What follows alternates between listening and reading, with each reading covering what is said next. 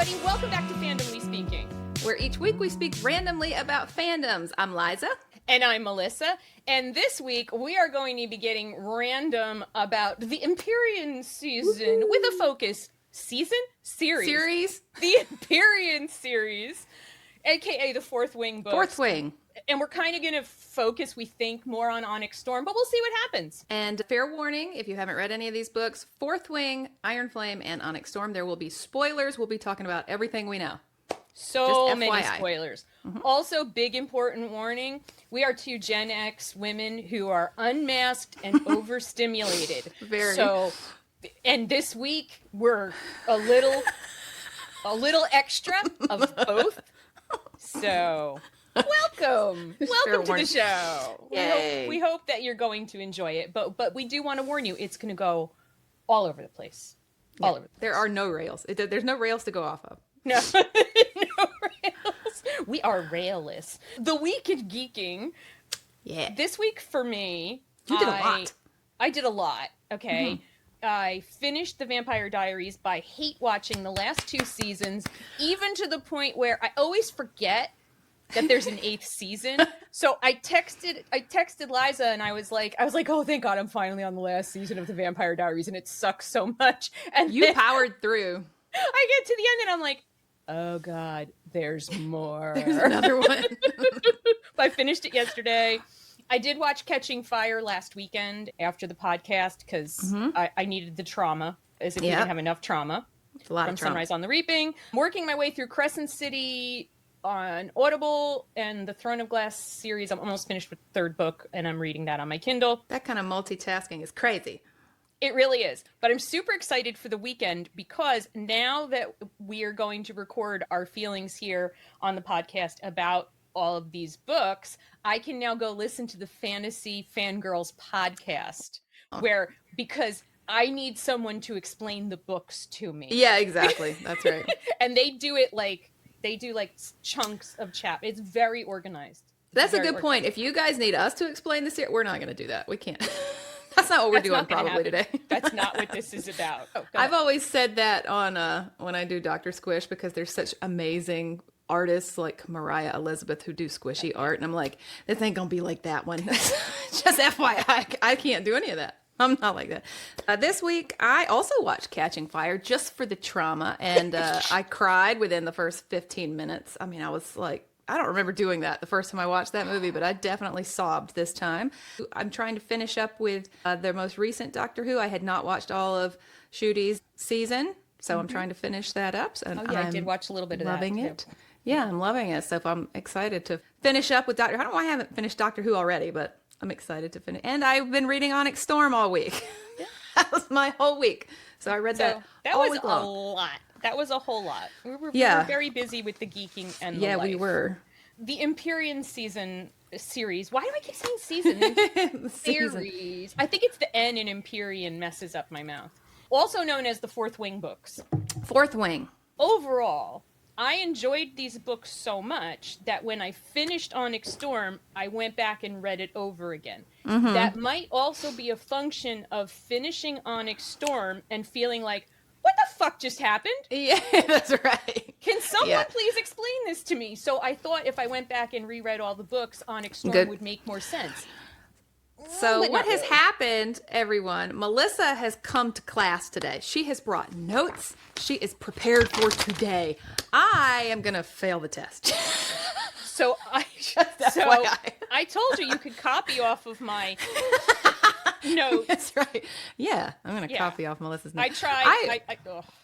I read Fourth Wing when it came out.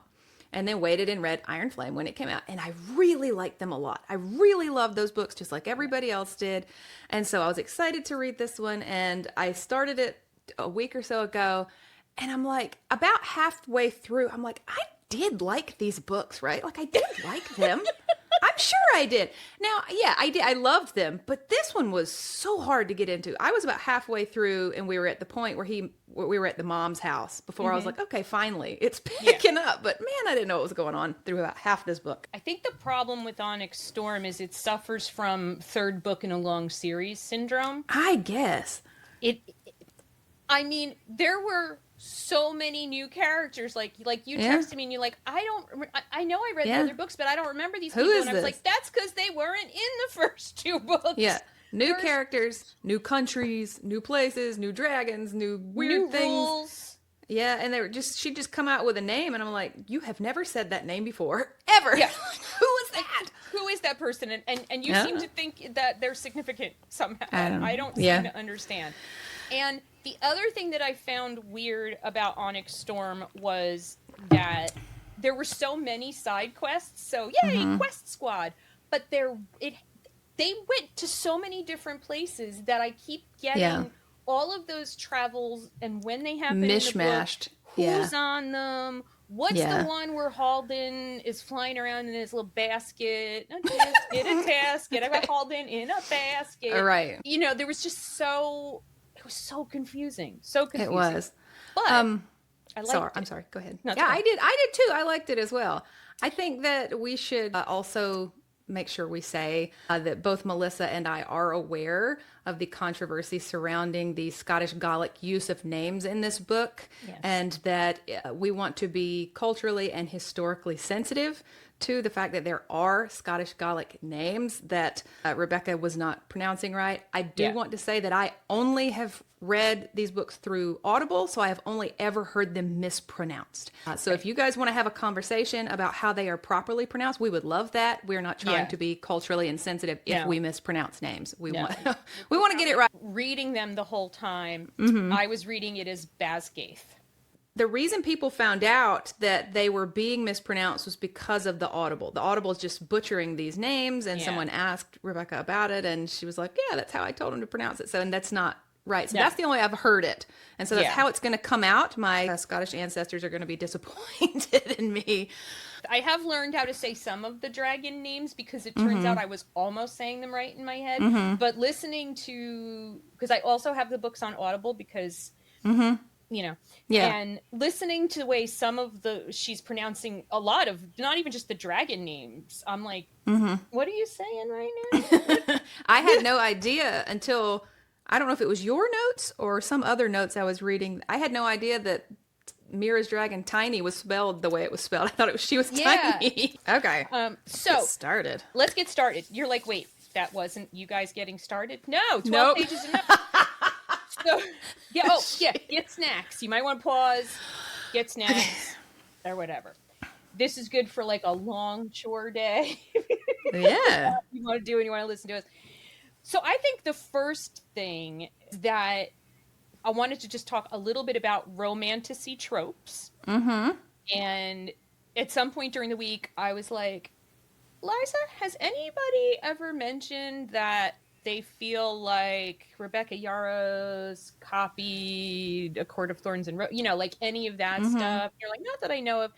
And then it dawned on me that the reason that there are so many similarities is because there are some Romantasy tropes that are more popular than others. Yeah. And so it makes sense that the most popular books in that genre are going to contain identical tropes. Yeah. But I did make a list of tropes. Great. Here's the great tropes that I feel it hits. Dragons. I called it Impossible Girl. Little nod to Doctor Who. Hot, forbidden, morally gray love interest. A good guy who is not a good guy. Magic, a rebellion, politics, all that. Found family. And also super complicated blood family. Yeah. And in this book, which made me really happy, is that they never say it because this is in a different world, but Rebecca Yarros has talked about it, that Violet basically has EDS. Yeah. And the depiction of it, while everybody's experience of EDS is different. Right. Hers does resonate. She also seems to have POTS as well, which I've not heard her say that. So I kind of came up with little cute titles for each of the books. She decided that the fourth wing is like the Hunger Games on steroids with dragons. Yeah. It is. What is. My daughter and I always talk about, what is the deal with all these books killing kids? Like, the most popular books are always just killing the kids. Like, we don't need those. And how many, at least in the so Hunger crazy. Games, right? There's a finite amount of kids that die every year in the Hunger Games. This is crazy. Just on the first day when they do the parapet, which is like, what? Yeah. Which, by the way, is a great way to begin a book. I mean, she had, right. I was in. Didn't like 70-something kids die or some huge number of kids are die. sacrificing kids left and right, especially in this first book. Like, they're just killing kids like crazy. They don't care if they kill each other. But dragons are will just having large families? I don't know. The dragons will just roast them at random, like, kill that one. And then like Jack Barlow, who he just throws a kid off the bridge. He's like, you're taking too long. Which makes me laugh when we get to when we're going to get to Imogen's point of view and Onyx Storm and her talking about how her best friend was at the parapet, like, you and I are going to be friends. And here Jack Barlow is just like tossing kids off the parapet. He's like, I'm not making friends here. But then Violet, we see that she's going to be a little different. She swaps a shoe with Rhiannon, the person she just met.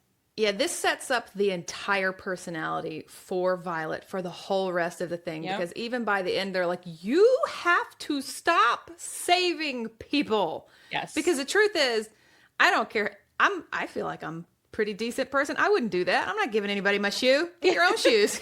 That kid just threw somebody. Thought of it? No.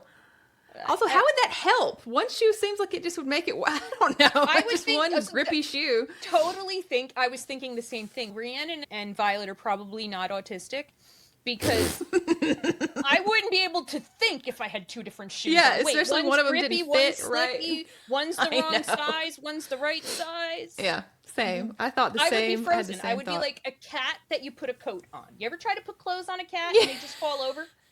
Yeah, that's exactly right. We were the same in that. Yeah. She sees Xaden before she goes across parapet, right?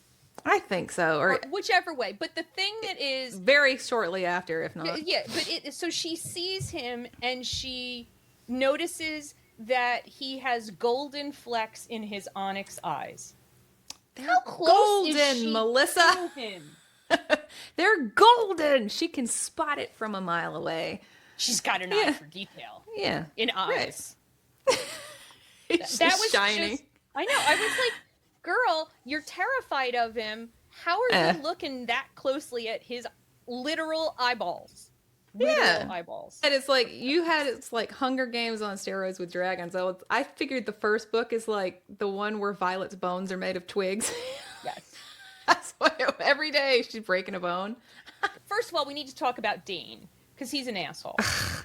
Dane to me is like, since you're reading Throne of Glass, it's like, he's like Kale. That's when I first read Fourth Wing, that was what I thought. I was like, oh, he's a Kale. Like, he starts off as a guy that she wants to be with, and he's a nice guy. Then he turns into an asshole that everybody hates. And then they kind of make up, but you're still like, well, he's still kind of an asshole. Still an asshole. And at the end of the day, he's still an asshole. Like, I fully expect he's going to stay an asshole. I don't know how it ends yet, but I'm pretty sure... He keeps trying to say, oh, well, you have to go to the scribes. He comes up with all these ways for her to not stay in the Riders Quadrant and go to the scribes, despite the fact that she's like, I don't want that. I don't want that. I don't want that. So there's a lot of themes throughout the book about agency and consent. And even when it looks like someone like Xaden, so they give us sort of this comparison. Yeah. And try to show us that Xaden, as opposed to Dane, is respecting her agency and her consent, but he's not, because it's only when it's convenient for him. That's right. Just like Rhys in the other books, because he spells her door and doesn't tell her. He keeps doing things and not telling her he's doing them to but they also don't trust each other at all. No. They don't tell each other anything. They don't tell each other anything. She tells him she doesn't want Liam as a bodyguard. And he's like, look, you're bonded to me. I don't want to die, so I can do all these things to you. Why can't she say, well, you know what? You're bonded to me, but I don't give a shit. So if I want to die, if I don't want protection, that's up to me. And if you die because of it, well, tough shit, right? Yeah, right. Sucks to be this also goes back to her wanting to save everyone. She would never do something that would put someone else in danger, no matter who it was. So yeah, it goes all the way back to that all the time. So I have a question. Yes. That I don't understand. So we're going to talk a bit about dragon spicy times. and why can we feel the dragons having spicy times? Great. We know that her dragon, Taryn, has had a rider before, multiple riders. Right. And it was a guy. Yeah. Was this when Xaden or Xaden's grandfather also was bonded to Sigale? So were they like having sexy times when the two men were bonded? Thing. I have a theory in my head that first of all, when you have the situation where Sigale and Taryn are mated, and so then whoever they bond with is kind of stuck with both of them, right? And so that would totally make sense that maybe there was some man-on-man action, because they couldn't filter out the sexy times. Yeah. We don't know. But I also suspect a little bit that the whole reason that Xaden and Violet are so drawn to each other, stuck in this super toxic, unhealthy, and please don't hate me for saying it's super toxic, but it is, kind of is. It is toxic. Is because of their dragons. That if she had not been bonded by Sigale's mate, if she had just been bonded by another dragon, none of this would have happened. Now, I know, obviously, then we wouldn't have had a story. But yeah, I mean, that's exactly right. They're in each other's heads all the time. I mean, it was just way more meshing of characters than would have happened. Like, if she'd just chosen Dane, she couldn't have even gotten that close to him, ever. No. So, yeah, and so that had me wondering through all of this last book. I'm like, well, what about the writers before that? That obviously were going to be with this mated pair. Yeah. Were they also in each other's heads? The two men? Like, I don't know. I don't know. Maybe they were. Maybe they were just really best friends. Or maybe they hated each other. Maybe they were roommates. Like, she doesn't even have a choice, really. Like, so what if she did end up with Dane? How would that even have worked? Right. I don't know. Right? She's always going to have to be traveling wherever Xaden is. Because I guess he's older. But her dragon's bigger. So I think when she graduates, it should have been, guess what? My dragon is bigger. You have to go where I go. Screw you. Yeah. How would that have worked if she picked anyone else to be in a relationship? It wouldn't have worked. Right. What was she going to, hump Dane's leg because the dragon... Well, that's what I didn't think anything about this when I read those first books. I just accepted it. But this whole last book, I was like, no, wait a darn minute. So the gauntlet is... It's cool. It's crazy. Again, so many kids die. I need you to go on some kind of, I don't know if it's message boards. I've just seen so many people so many people have different issues with picturing things in their head. I picture things in my head like a movie when I read, but me too. So many people don't. And so the way people were picturing the gauntlet was like those Japanese game shows where like they have wacky things going on there. Like hitting them and falling in the water. They're like, what is this? That's what it looks like. In my head, it looks like a vertical version of that TV show Wipeout. Yeah. That's what I'm saying. Like those. That's what it looks like, but old-timey. So not in bright colors. And then, if you survive Gauntlet, then you get to go do the I'm so sexy sachet in front of the dragons. Which they also just roasted a bunch of kids right after they'd gotten out of the just gauntlet. All these little spots where there used to be. How big do you think the dragons are? The way they describe them varies in my head. Because the way they describe them is that a rider can sit astride with no saddle and grip them with their thighs, but then they make them sound half as big as the mountain, which would mean you just spread eagle on this dragon holding on for dear life. So I don't know. I don't understand. And do the dragons morph their scales somehow to create a seat? Because they do mention that, like, on the dragon there's a place to like sit. they literally call it the pommel. Like they're I don't know. I don't, because these dragons sound like they're as big as my house or at bigger, least, right? Yeah, at least. And especially when they're battling on them, so they're big enough that you can run around on top of them. Yeah, this thing is so big. And a rider would be like if I had a fly sitting on my shoulder or something. Yeah. Right? Right. Or maybe a mouse. I don't know. Something really tiny. Yeah. But when the dragon needs to go really fast, the rider has to bend down and like fold themselves over so that they don't create wind resistance. No. You're not that big in comparison to the dragon. That's pointless. I do think that we get confused because Terran was just so much bigger than the others. So we're hearing about him a lot more, and then the others are much smaller dragons. Yeah. That's what I think. That's what I think. He is enormous, apparently, when she's the tiniest little rider. Of course. Always. With her little breakable bones. I did get moved in the thing where he kind of, he flattens out his legs. So he basically he made himself accessible. He made an accommodation for her, and it's his honor to do it. That's right. And that was really sweet. You are worthy. I think he says, but you know, it's like he bows before her and he says, you are worthy. Okay, I have another question since we're talking about the dragon. This is a college, like a war college. Right. So parents presumably are sending their kids to their death. Okay, which makes so much sense. Great honor. Whatever. It's a war college, right? Yeah. And there's first and through third years. Yeah, that's how we are seeing it. That's how it works. That's how it seems to. You graduate after the third year and go get killed in battle. And they're cadets, right? They're learning to be on these dragons. Yet somehow they're the major ones involved in this battle. My understanding is there's like tens of thousands of these dragon riders in the military. Yet somehow the cadets are the ones that are on the front lines? Like, why? What is that about? What the rest of the dragon army is. I think that we're supposed to understand that they are fighting along, like when there is the fighting, the battles, there are soldiers like Mira out there. There's tens of thousands of them. But why are these cadets even in battle? Like, they're supposed to still be in schools, but they're part of every battle on the front lines.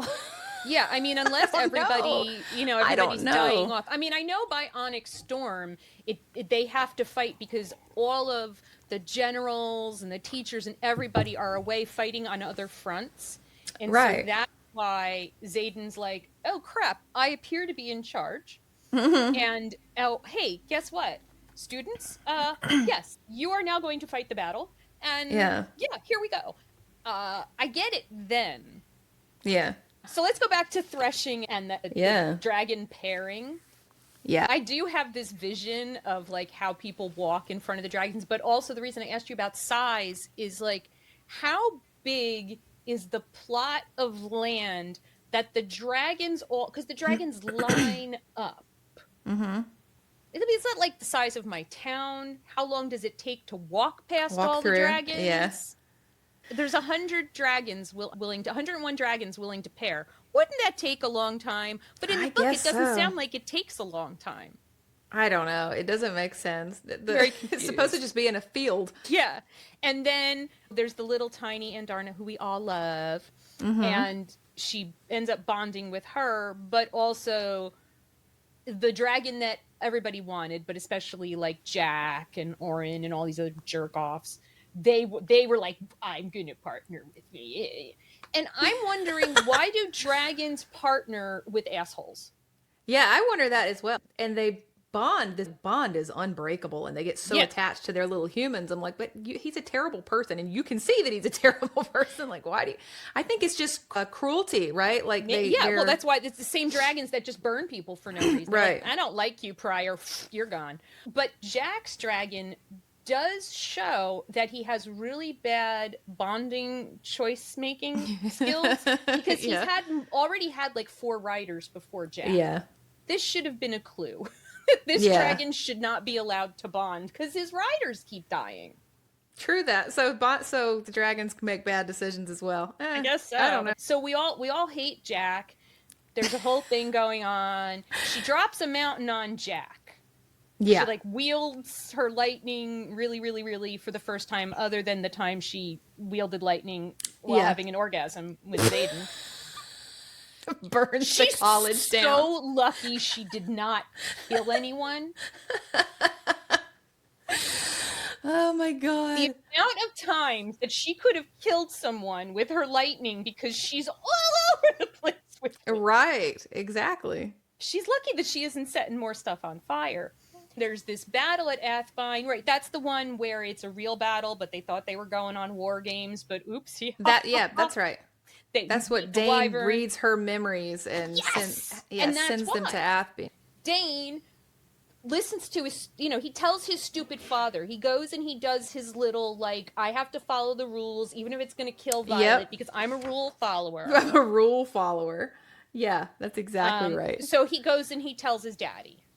And then his daddy being the evil monster that he is. So they have the battle. Liam. Oh, it was terrible. It's like we didn't want Liam to be following her around, but then we all fell in love with Liam. So of Liam course was they such killed a him. sweet guy, and I Yeah. have to say, I kept believing, and maybe someday we'll find out. I kept thinking there was magic in the wood carvings because we never find out, because Liam dies, what his second signet is. Right. Maybe it's imbuing wood carvings with magic. And we haven't gotten there yet either, but I'm telling you, I laughed so much at the whole second signet thing. Yeah. It's just exactly like we talked about the mate bond in ACOTAR, how it's so rare it never happens, except when everyone has one in this book. Literally Literally everybody. All of the main characters. Except Dane. Yeah, poor Dane. Yeah, and poor Rienne, and she deserved one. Surprise! Brennan's not dead. That's Violet's brother that she thinks was killed by Xaden's father. Yeah, exactly. Her mother, who, by the way, is a stone-cold bitch. She's horrible to Violet. The whole reason that Violet is nearly dying all the time is because her mother was like, I'm sorry, I'm not going to let any child of mine be a scribe. And then she gives her 6 months to train to go, which somehow she aces the agility and speed and intelligence tests. Yeah. So she's speedy and agile and also wicked smart. Wicked smart. Wicked smart. So I know that we think that Dane is an asshole, and I don't disagree with you on it. But I do think he was the only one who was looking out for Violet at all in that first book. I mean, I know I feel like his intentions work okay. They were, but because her mom, like, he was like, "What do you mean your mom put you here?" It was awful. Oh yeah, and Mira, she knows she can't stop it, so she gives her the magical vest that saves her life 8,000 times, and somehow is not a violation of any rule that she's constantly wearing a vest made out of dragon scales. Right. Dragon scales that are so big, because I thought, like, what is she? Exactly. I was going back to my scrapbook days, like she had a Sizzix puncher, and she got a big dragon scale and sat around and punched little pieces. That's right. That was, again... Yeah, I had forgotten about the vest until I was reading Onyx Storm. And I'm like, well, wait a minute. What do you mean there's... Because they talk about catching on the scales, and then when we get there, Sawyer's using his boot on this. I'm like, oh, how big are these scales? And how is she wearing this big plate-size scales? Because there's just somebody... Or is it because he's tiny? Right? Yeah. He's tiny. Tiny. I think it says that somebody spells them or runes them to be small. Oh, does it say that? I could swear I read that. I might be making it up. No, we're gonna say that's what it is. That's a good headcanon if you didn't. It's a good headcanon, but it's a good thing she wears that stuff to sleep, because people are so mad, understandably, that she got the big dragon and she got an extra dragon too. Yeah. That they attempt to kill her. Yeah, they did. In her sleep, which is a violation of everything. And then, so Xaden comes in, shadow daddies them all to death. But Andarna stops time. Somehow. Okay, I thought that was going to be more of a thing. Like, I'm like, ooh, this is going to be a big plot thing. But then it turns out she can't do that very often because it makes her very tired. So I think she only does dragons. it like twice the whole time. Twice, and it's only the baby dragons. Yeah, okay. So. And then the girl wing leader who let them into her room. Amber. When they like Xaden's like, blah, blah, blah, and they do the whole thing. They gather everybody together, and how all the dragons show up, on the thing on the wall. How big is this wall? Again, how big is the room? Yeah.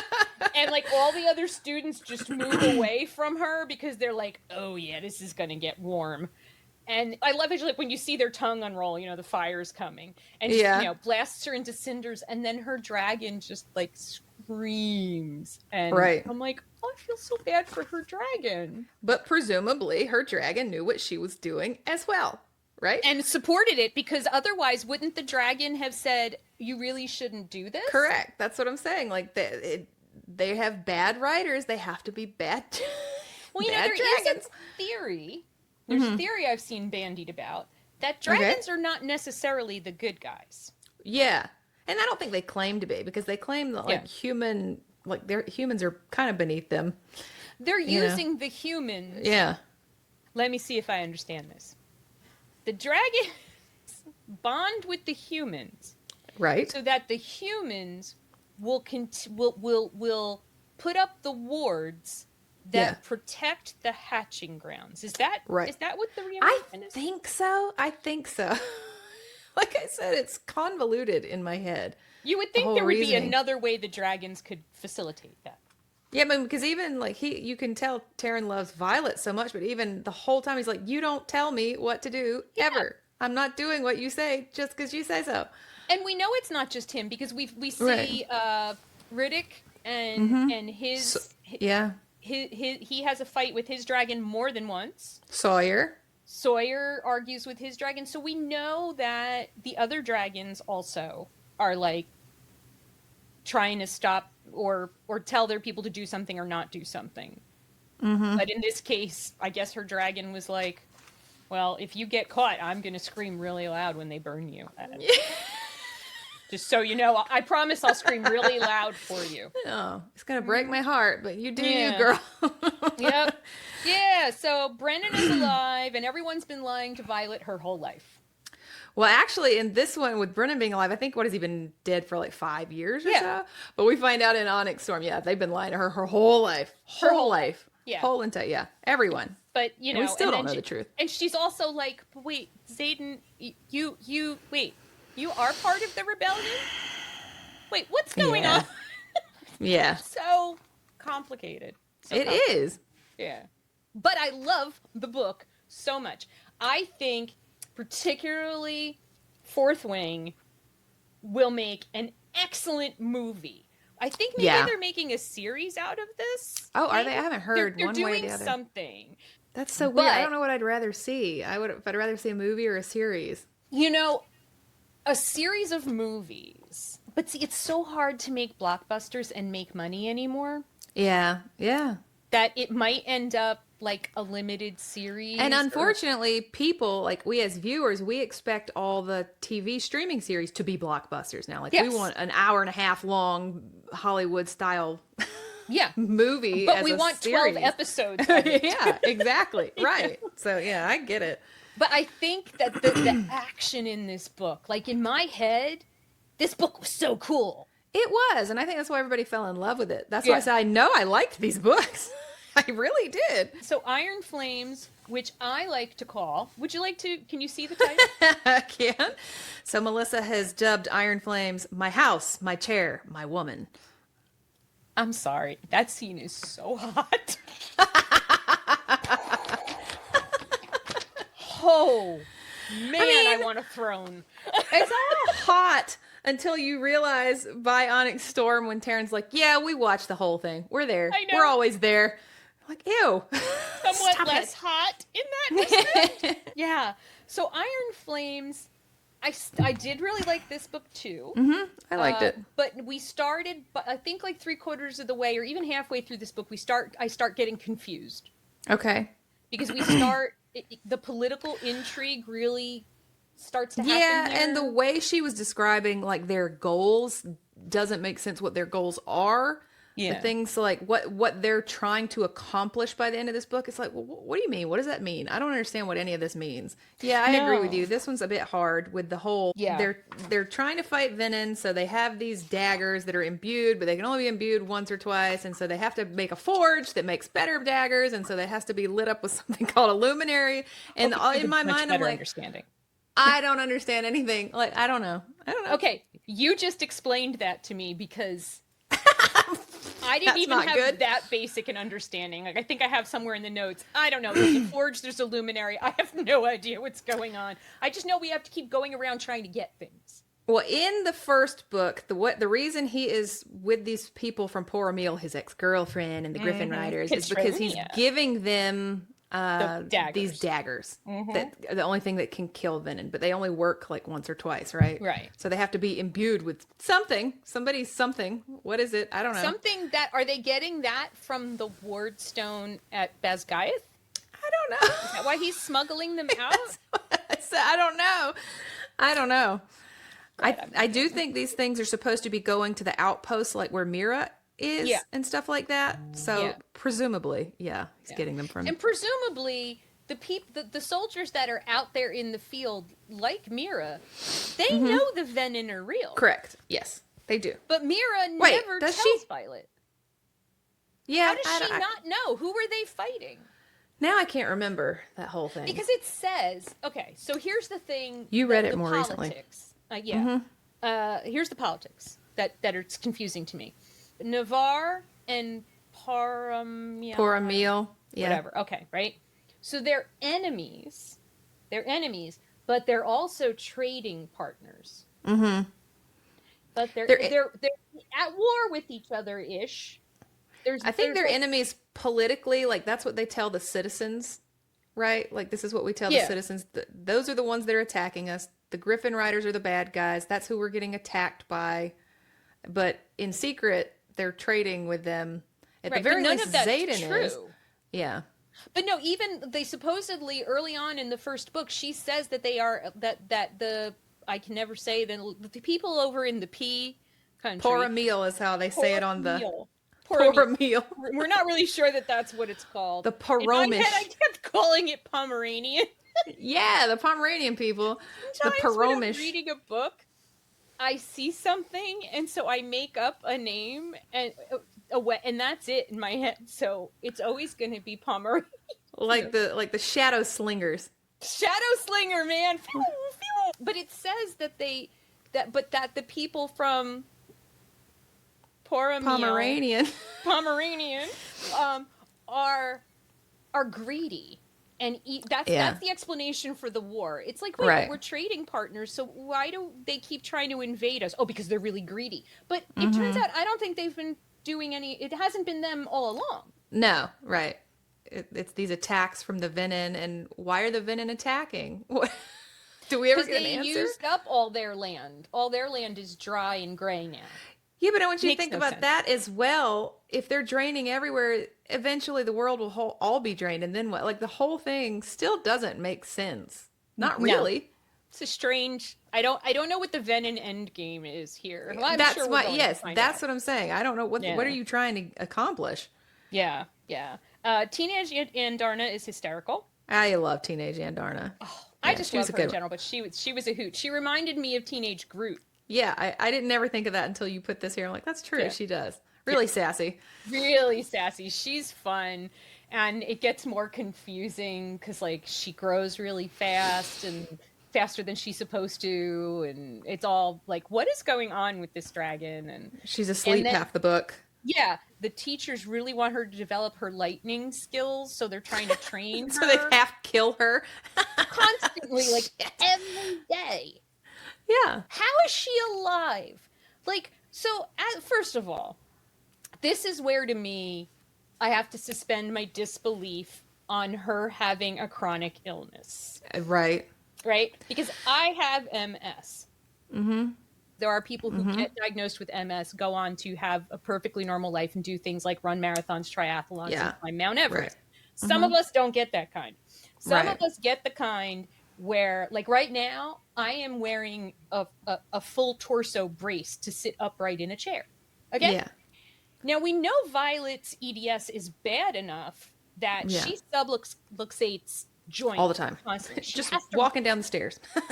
She has to wrap all her joints. Mm-hmm. But somehow, she goes to school, right? She goes to classes. Then she goes to sparring where they actually beat the shit out of each other. Yeah. Yep. They literally they're not pulling punches. The only thing they can't do is stab each other, but that doesn't stop people from breaking people's necks. Doesn't Jack Barlow break some kids' necks? Yes. Yeah. It's like, you know. And multiple then they're all like, people get killed in just the sparring ring. Yeah. They're like, Jack, that was bad. And he's like, oopsie. Yeah. He always is thinning the weak, right? Thinning out the weak ones. Yeah. And then after she does that, like sparring should leave her incapacitated for weeks. But then she goes from sparring, she has to go to lightning school. Mm-hmm. And then drain her energy completely. And then sometimes she goes and she lifts weights with Imogen to get stronger. Strong, yeah. I can't even go to Costco. If I go to Costco, I am shot Done for the freaking day. Yeah. I don't understand. I cannot and will not speak on someone else's chronic illness, right? I can't do that. But I am like you with these books that I wonder why she decided to portray it this way. Now, I know it makes it really great to have a heroine or a hero that has chronic illness. That's really cool. I agree. Oh, I love that. And the But I agree with you. It's so unrealistic. The books that I like the best, I have read a few that have chronic illness, are the ones where they don't try to make them healed or something that they're not. In the Stormlight series that Brandon Sanderson wrote, he has a character that becomes wheelchair bound.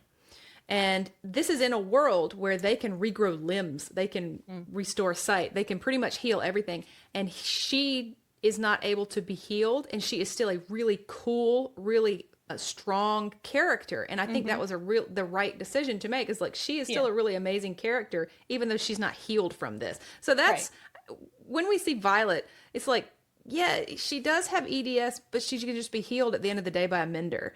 So she's not really going through. Chooses not to do that, though. That's the part I don't understand. She decides not to let the healers, like the menders, mend her because she doesn't want people to know, because she thinks that'll make people think she's weak. But when her brother comes around, he's healing her every time he gets there. Yes. Right. And so, I mean, people with chronic illnesses don't just have a magic brother coming in to fix their joints and arms. One of my brothers needs to learn how to do that. Yeah, that's right. Yeah. I think it's really not cool. Like I said, I'm not going to speak on it. There is a difference in some of the books that I've read. There's also a really cool book that's not fantasy called Get a Life, Chloe Brown. And she has... it is the cutest book. Okay. She has an illness. She has a chronic condition, and it's not fit, and it's just part of the book. It's so cute. The whole book's so cute. It doesn't get fixed. She's like, this is who I am. This is who you are. I hope I have not offended anyone with EDS or anyone with a chronic illness who is able to run triathlons and stuff. God bless you. I am so happy for you. So happy. I have trouble with suspending my disbelief around the whole... She's able to do so much, but also in books, just like TV shows, people can cram so much stuff into one day, and I don't understand how. Yes, right. When do you go to the bathroom? When do you eat? So, Fourth Wing, Iron Flame, I would say Onyx Storm specifically has the supernatural problem that we talked about when they get to the bunker and they're going on 48-hour trips. And it's like, we just got back from that trip. It's like, what do you mean you just flew for 24 hours? Yeah. When did you go to the bathroom? When did you eat? When did you drink water? Did you sleep at all while you were up there? Why are you okay? Why are you going to a meeting after? And they also, she does comment sometimes about how Violet, hardly got any sleep on the dragon. Yeah. People need to sleep. Right. Like, if you're going to be in top physical condition, like the U.S. military, you probably know this more than I do, soldiers learn how to fall asleep because getting sleep is so important to military fitness. Yeah. So Liam has a little sister named Sloane. And she's like Dawn in Buffy. That's super funny to me too. You making all of these like connections. And also later on, she's Sloane ex machinas us. Yeah, that's right. Which is so like Dawn. Yeah. Dawn's annoying the whole time, and then save the day. Xaden has to be in the field, so we set up this whole thing where because Sigel and Taryn cannot be separated because they'll go crazy. They have to keep every 2 weeks. They have to either he has to fly back to Basgaith or she has to fly to where he's stationed. So that begs the question that before Taryn was bonded, was he just flying alongside Xaden and Sigel all the time? Guess so. I don't know. Because Sigel is very honest about her feelings about Violet. And I think it's consistent through all of the books. Like, she has to tolerate her. Yeah. But she doesn't, I don't think that she likes who Xaden starts to become because he's trying to protect Violet. Yeah, that's probably true. She's like, both of my men picked this girl that I don't like. What the hell? You too, Andarna? Like, what? Yeah. On the very first day when they see the dragons for the first time, Yeah. I do remember there's this scene where Segel and Violet look each other right in the eyes. And supposedly, you're supposed to avert your eyes, right? Like, don't... But she says something like, it felt like she was looking right through me. And I'm thinking that already Taryn had said, oh, by the way, I already know who I'm going to bond with. Yeah, and he could have, because Andarna claims that even when she was in her egg, she knew that Violet was coming. Yeah. And that's why she hatched after 650 years, and that's why she came out. So presumably they know who's there and have an idea before they even come to threshing who they want. But how? So Andarna's like around 2 years old in the first book. Yeah. So when she was in her egg 2 years ago, Violet still thought she was going to go to the scribe quadrant. Yeah. So I guess Andarna can see the future. I don't know. I guess the dragons know way more than we're privy to. Yeah. Yeah, exactly. But, yeah. Surprise. Catronia, Cat. Hey, guess what? Wow. Xaden was betrothed to this girl. And Right. And now, does he have like a romantic obligation to tell Violet? Maybe not at this point in their relationship, but they're bonded for life because of their dragons. I think there are some important things you need to share. Yeah, but they never share everything. I mean, that's like a running thing throughout the entire series, even to the point that it's a joke with like Riddick and Sawyer, like, oh, you don't trust me anymore. Yeah. Oh, and they start making fun of them because it's ridiculous. It is ridiculous. It is ridiculous. I don't like Cat. Okay, I don't agree with how they did Cat. She came in.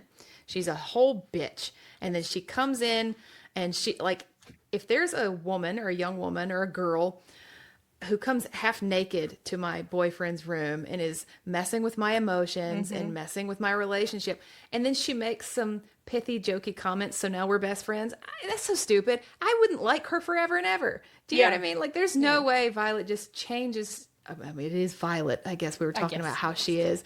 Yeah. But you wouldn't like her. Even if you tolerated her or worked with her, she's not going to be a close friend after all that. And it's such a weird signet, and she only really uses it to screw with people. Yeah. I think maybe she uses it once in Onyx Storm, maybe, for some sort of practical purpose. But most of the time, Cat is just screwing with people's emotions because she's a bitch. Right. Yeah. But then we end up being presented with a version of her that we're supposed to maybe like, because she finally maybe like loses that mean girl attitude and really joins the fight. Yeah, but I mean, I just want you to think about, as a real person in real life, if you had somebody who treated you that way, even if they changed their tune, you still just wouldn't like them. No. You wouldn't have to be mean, but you just wouldn't like them forevermore. No. We wouldn't be buds. No. That's less believable than the dragons to me. Yeah. Like, there's no way you like this girl. So true. No way you forgave her. No. So that one of the themes in these books is them withholding sex from each other. Always back and forth. So weird. I'm not going to have sex with you because you don't trust me. Yeah. What? I'm not going to have sex with you because you keep secrets from me. Well, we can't have sex because I'll channel from the headboard. That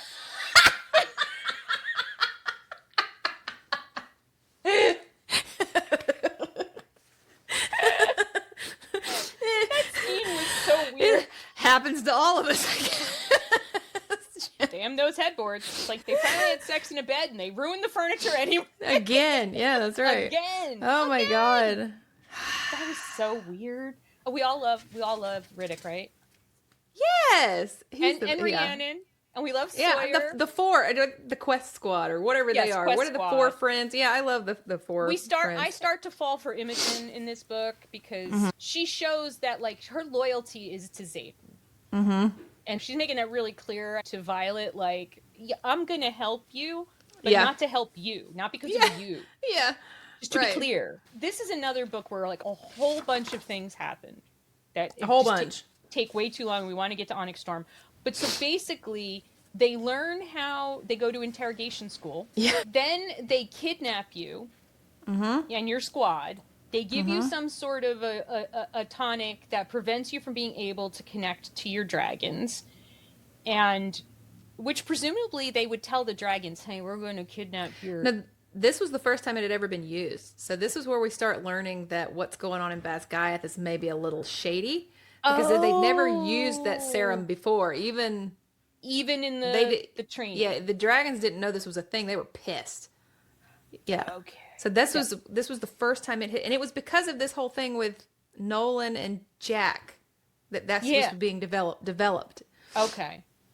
One of the things about this book to me was we all start to see everybody come into their powers. And so they, with Violet's help and helping everybody get it together, they end up breaking out. Yeah. Yeah. Yeah. Because, the one can use the metal and the thing and then make a hinge into it. It's a whole thing. It's a whole thing. And it is a really, like, that's another thing that I'm like, in my head, it looks really good as a movie. Right. That whole scene. But it's so cruel. It is so cruel to torture your students like that. It is. The whole Basgaith is a shitty place. Horrible place. It's hard. Why anybody's honored to send their child there? That is awful. That is some, but that's brainwashing. That right there, that's called indoctrination. Where you have a whole country thinking that that's this normal. is a good idea. Right. When it is so objectively a horrible idea. Yeah. They capture Violet again, and now they're going to torture her to get information. What information were they trying to get from her? I forget, because it was the whole thing that he kept searching her bags, right? When she was leaving to go. He was trying to get something from her. I guess that's what he's trying to... Or was it about Andarna? Maybe it was about Andarna. No, I don't remember. Because he kept demanding that she bring Andarna. And Andarna was like taking a nap. Yeah. She's like, I ain't coming anywhere. They torture her so badly that she has to keep getting mended. One of the things I thought was sweet was Liam showing up. Yeah. So, did you think Liam was in her head, or... I did. I think that was her coping mechanism. I think Liam was an angel. Aw. That's just Either way, it was very sweet. Yeah, it was perfect. Yeah, it was. It was perfect. It was very sweet. And because he's the thing that keeps her going. And then they have this epic escape thing happen. Just crazy epic escape. And then she and everybody gets killed. And then she's so weak, she can't actually push the dagger into Varish's heart. So Xaden has to help her. And that pissed me off. Yeah. The other thing that happens in this book is that they escape, they become rebels, they go to the other school. So they escape, they go to where the Griffin Flyers are. Oh, yeah. And they all start going to school with the Griffin Flyers. Yeah. And then they start to learn how to make runes. Yeah. Which Violet sucks at. But then they go back to Basgaith because it's there's a attack. lot of the going back and forth in Iron Flame and Onyx Storm. There's just so much, and I think that's where I end up getting so muddled. I'm like, wait, where are we now? And what place is this? And what are your politics? And why are you there? Very confusing. Very confusing. So so then Basgaith is under attack because the wards are down. I don't remember how the wards went down. I don't know. I'm assuming Venin. And so they have to go back and they have to get the wards back up. And they figure out that they need the seventh dragon. Secret. They've been reading those journals all wrong and translating wrong. Guess what? There's a seventh. Oh yeah, it wasn't Iron Flame. It was a dragon. Yeah, right. But in the process, Mama Sorrengail dies. So, this turned out for me exactly the way that you and I were talking about. If you guys haven't listened to our Akatar podcast, go back and listen to that too, where we were talking about how Papa Archeron came in and saved the day, and it was so completely out of character, and it made no sense. That was the exact same thing that Mama Sorrengail. She had a character, and this was her character, and then all of a sudden it was like, no, I really did it all for you girls, and it was really all for you, and I just wanted the best for you. Give me a break. That's not who you were this whole book. No, you were horrible. None of that you makes any knew sense. really important things that you didn't tell them that put them in danger. Yeah. But so she makes the sacrifice, and I'm like, well, good, she's gone. Yeah, that was so out of character. Yeah. And wanted to make her a good guy in the end, and there's no way to do that. No. And then at the end, trying to save Violet, Xaden needs more power. And so he channels from the earth, which is how you become a Venin. And we don't see that, right? We don't see that on page. I don't remember exactly where in the battle it happened. Yeah, I don't remember seeing it. I'm not saying we didn't, because it's been a while since I read Iron Flame. But at some all point we see is he did. His red eyes at the end. Yes, because it's the great cliffhanger.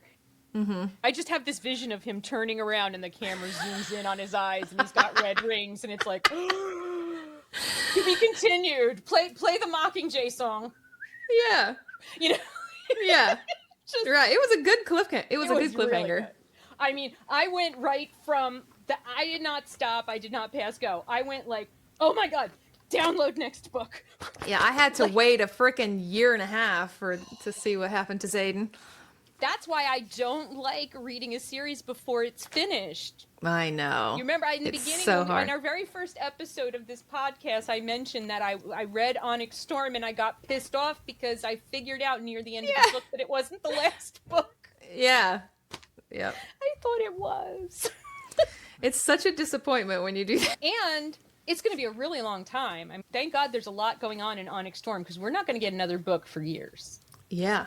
Because she made it very clear that she cannot do 15-hour days of writing anymore. So writers are so interesting to me. I can't write at all. I can't write my way out of a birthday card. And so people who can write are astonishing to me. They're so amazing.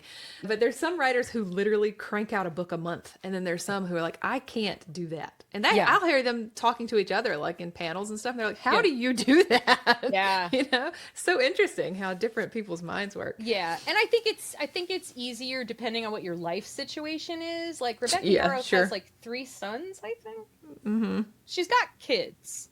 Yeah. Like school-age kids and a little bit older. So, Onyx Storm. Yes. Quest Squad.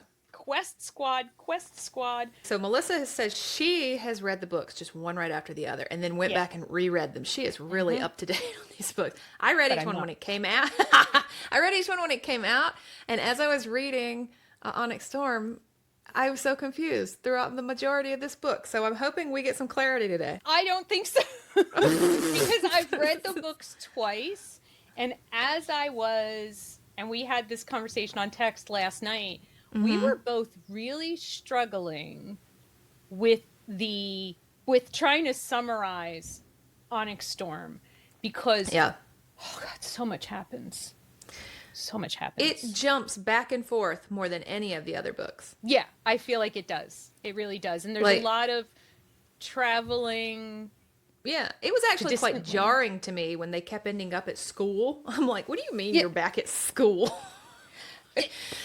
It was stupid. It's like, you're not learning. I mean, you're only there to train for battle. Like, nobody's going to class. Why?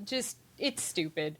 But I do think, I said this in the beginning, like, it's got that third book in the middle of a big series situation.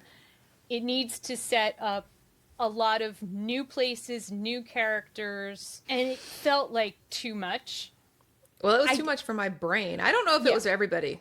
No. But, I mean, I don't know. I go in the subreddit, and a lot of people are just like, wait a minute, I'm confused. So yeah, okay. Well, then it wasn't just us. But that's also a really good book. Yeah. Like, I liked it. And upon, maybe the third time around I read this series, it'll make more sense. So the book opens with Violet's POV, because we end the other book with Xaden talking to Jack Barlow and trying to find out, like, is there a cure for what I just did to myself? Like, what the hell? And then we get Violet's POV of finding him talking to Jack. Like she listens, Right. she eavesdrops, and then she realizes that Jack's going to tell everybody, and they're Yeah. going to kill Xaden. So Yeah. she gets Imogen to wipe Jack Barlow's memory of the conversation with Xaden. Yeah. She didn't like it when Dane screwed with her head, but that was her. When Right. it's somebody else who's a bad guy. Bad guy. Yeah, then nobody it's likes totally Jack. okay to screw with his brain. Yeah. That's a little morally gray. It's very morally gray. Yeah. But everybody seems to always be okay with things happening to bad people. Yeah. Yeah. I mean, and you know, that's a long topic of conversation. That's also a long in that topic of conversation. Jack calls Xaden brother for the first time, so we find out that the Venin refer to other Venin as brothers. Mm-hmm. So, and that becomes important later on in the book when it's brought up again, but we don't know who's being talked about. But we know it's not a physical brother of Xaden's, it's a Venin brother is what we're all assuming, unless it's one of the two little boys that we find on an island, because guess what? His mom is alive. Well, we do know it's either going to be Bodhi or Garrick, because he very specifically says, you've known I've been going through this for 5 months and you still chose to do this. So it's one of those few people who was with him. And what I'm assuming, do they call everyone brother? Because it could also be Imogen. I know Imogen's she's with somebody else. It could, it was Quinn. a few people who knew. They don't say it's a boy, like a man, but we don't know. There wasn't many people who knew. I'm thinking that it's Garrick, because he does his super speed racer thing so many times that he had to have been burning out. Yeah. But he had to do it. But didn't he get Imogen out at the end? He gets Imogen out, but that doesn't mean that maybe one of the times he didn't borrow a little from the earth for his speed run. I don't know. It's just looking like it probably is Bodhi, but... Is Bodhi the one who's throwing up when we get Imogen's POV? But she comes out of that tower and everything is falling apart and somebody is retching. I think that's Bodhi. I don't remember. He's like he's bent over, like throwing up. She actually mentions it, and and so I know I've seen in the subreddit that some people are like, is he bent over throwing up, or is he bent over to touch the ground? Is he the brother? And I'm like, oh, I don't know. So many questions. So many questions. The politics of this, and I love all the questions, by the way. Yeah, I think it's great that we finish this book, which is not the end, unfortunately, to the series. Yeah. And we come away with, well, who is the brother? And wait, who is this other person that wants Violet? Right. Because we think Theophany wants Violet. But that's not what she says. She wants Violet because somebody else wants Violet. Right. You want to know who I think it is? You said you think it's her dad. Yes. And that had not even occurred to me. See, that's so crazy. Because he died. Nobody really dies. Disease, right? Nobody really dies. He died of a broken heart after Brennan died. But Brennan didn't really die. Nailin resurrected Brennan? Oh, I don't remember. I don't know.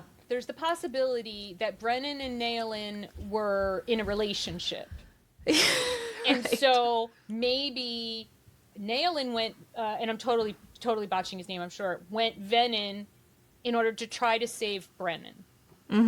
Maybe. I don't know. But then Violet's dad dies from heart problems like a year after Brennan died. What if he didn't die? And what we find out in this book is there was so much like lies and secrets between Violet's dad and her mom and the family.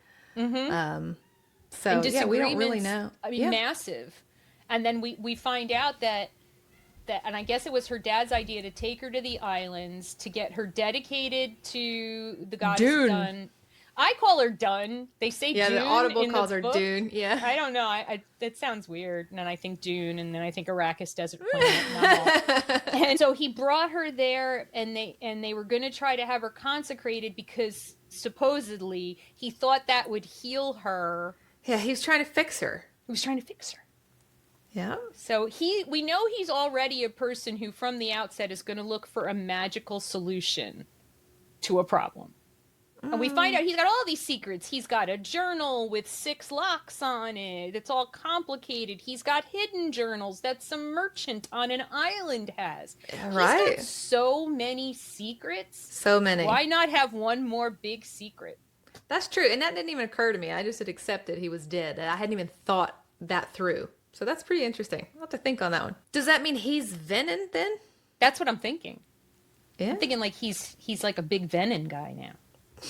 And he's the top one who Venin. wants her. He's top Venin. Why? He's Why Venin. does He's he want her, Venin though? Employee of the Year. So if he is, then why does he want her? Like, I don't know. I Like, don't know. think that her power is lightning. Oh. And I think they do touch on that a little bit in Onyx Storm, like referencing that maybe she thinks that she's drawing lightning. But what she's doing is she's pulling power from the sky, which doesn't have to be lightning. And we know her mom was a weather Storm wielder. Or what, yeah. Yeah. Like, and Theophany is, and she makes the tornadoes. And I don't understand why twice in one book they fall down a mountain together. Exactly. Like the exact same thing happens twice in a row. Yeah. Really. Mountains and Tarn do not get along. And also, they really went into detail in this book specifically about how awful her signet is. Like, it's just burning her from the inside out. I'm like, why are you using it? Stop that. Well, because I don't think she's using it right. Her lungs are on fire. Her stomach, like, she's just on fire. I think that they never should have given her that conduit. I think the conduit was bad training wheels. Yeah. I think it taught her bad habits. And it didn't teach her how to really access her power. And it may have even been given to her, if I want to get conspiracy theorist, that, because it's somebody from Orisha who gives her the conduit, right? I don't remember. I think thought it's it was one of the her teachers training, there. her training teacher, like the one who's training her? Yeah, the one that was in the good school. Not the one who was trying to kill her on the mountain over at Basgaith. Right. At the other school, the guy gives her this conduit so that she can control her powers. I don't think that was necessarily the right direction to go in because she didn't learn how to control her powers. Right. So now they're killing her. Yeah, also, though, she, just like always, is sacrificing herself for everyone else on the battlefield and almost dying every time she channels.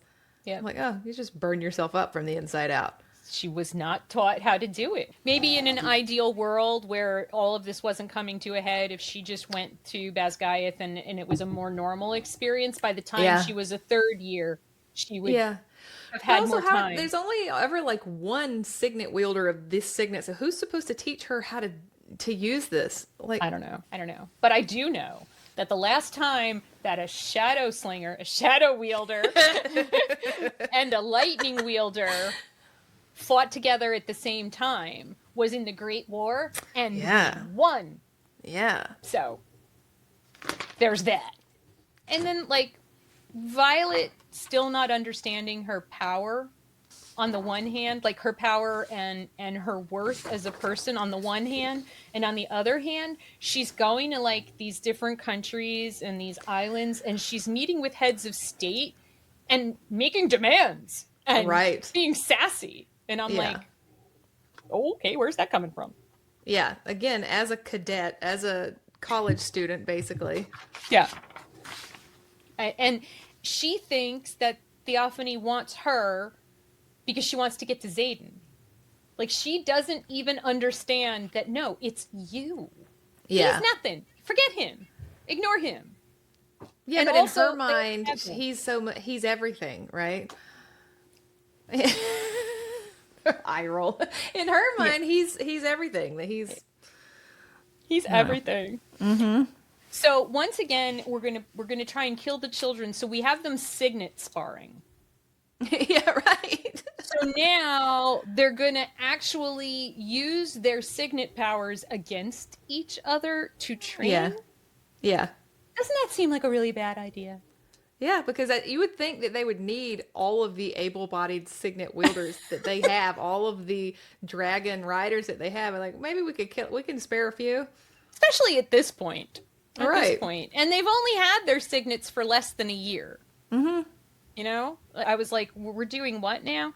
And there's this scene, I think it's in the middle. I mean, this book is so massive in scope that I don't even know where in this happens.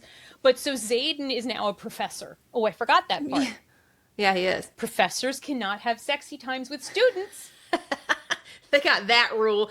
We're going to kill the kids, but professors can't dally with their students. But then when they go to the islands, he's like, I'm not a student. I'm here as a consultant or something. Yeah. So that he can have sex with Violet. No professor here. I'm not a professor. I'm the Duke of Tyrrendor. Yeah.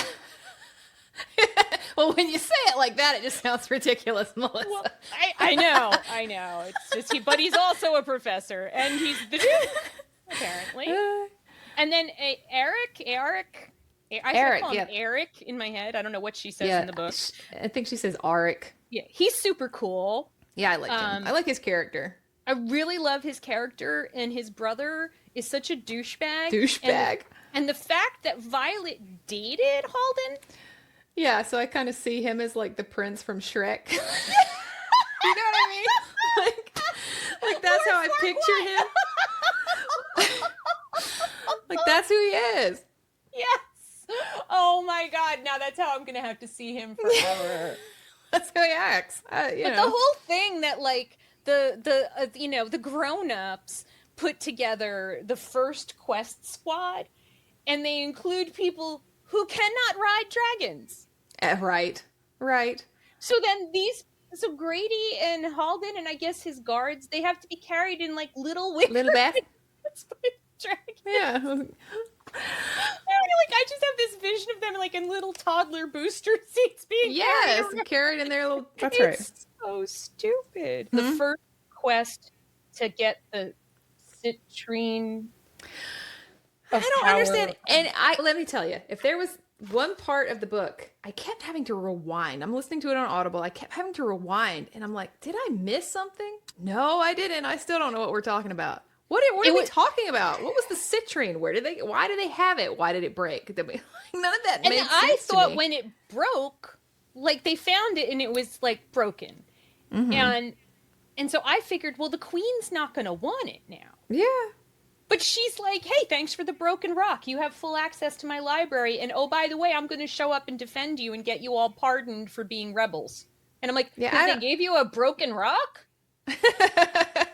I kept having to rewind that whole part. I don't understand what's going on. I'm glad it's not just, please, in the comments. No, it's not just you. Please explain specifically the adventure to go get the Citrine. Why? Yeah.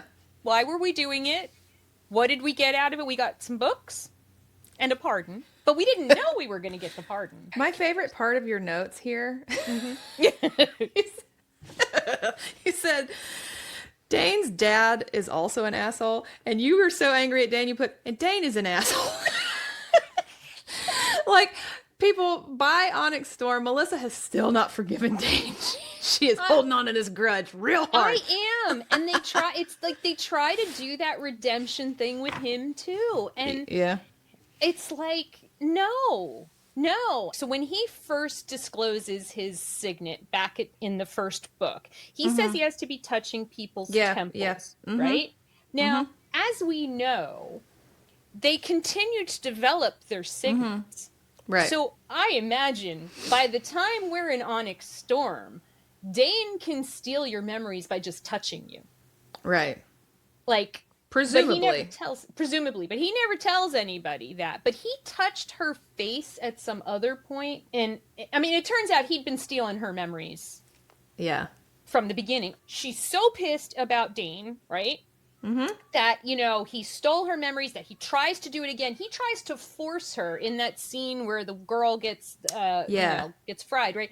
He's like, no, give me your memories. You have to give me the memory. Show me the memory. And she's like, dude, get off me. No means no. So she's that, like, about it, but she's fine with doing it to Jack. But then, when it turns out that Xaden is an intrinsic... Yeah...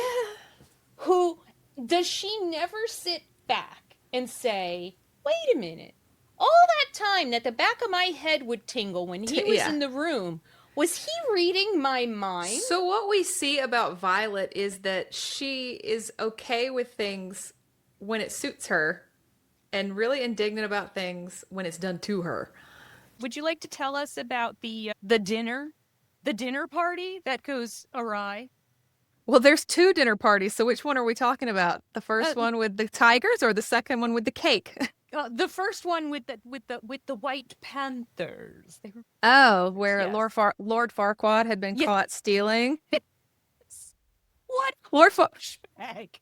Lord Farquaad had been caught stealing on this island, and then so he gets his hand stabbed through the table, which is, appropriate. I was okay with that. Yeah. And then they served his poor, innocent guard to the panthers. A white panther, white tigers. Were they tigers or panthers? They were white big cats, and they their heads were literally on a platter. Like, here's a silver Yeah. platter, and ta-da! Look, it's heads. And then Gross. the panthers are all like, was so. Yeah, that was terrible. That was really terrible, but also visually, I think it would be very cool. Yeah, but Andarna decided to just hold one like a chew toy until they, relented and gave in. I thought that was a pretty good That way was to deal really with that. good. I think like maybe Violet summoned her to do that, maybe. Yeah, But I she love did. when she's holding it. Like, this whole conversation goes on for a really long time. Andarna even says, "I'm starting to drool." I'm drooling. Drool. I guess the school, to make it difficult for them, the wards are going to break down in 6 months, and the Yeah. school somehow stupidly thinks that they can go back and forth, island to school, island to school, island to school, island to school. Why? Yeah, that was what I said. It was like the whole supernatural thing going back to the bunker. You're taking days at a time to do this, Yeah. and we're just not seeing those days missing out of this whole timeline. Yeah, I don't know. and then I love that Violet's like, okay, first of all, picking my own squad, these asshats are not part of the squad. Yeah. And second of all, guess what? We're going to tell them we're coming back in 2 weeks, but we're not. We're just going to do Yeah. the whole trip in the way that makes sense. You're right. Right. That's right.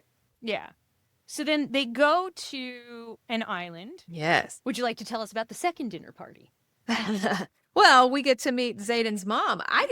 Maybe I said it, but I was unaware that he had such mommy issues. I didn't know that there was such a tension between mom and Xaden. We knew she was gone, that Yeah. left, but I didn't understand this. We didn't know until he tells us his sad story. Yeah, his sad story is just she left me when I was 10 on my birthday, and I'll never forgive her ever, ever, ever.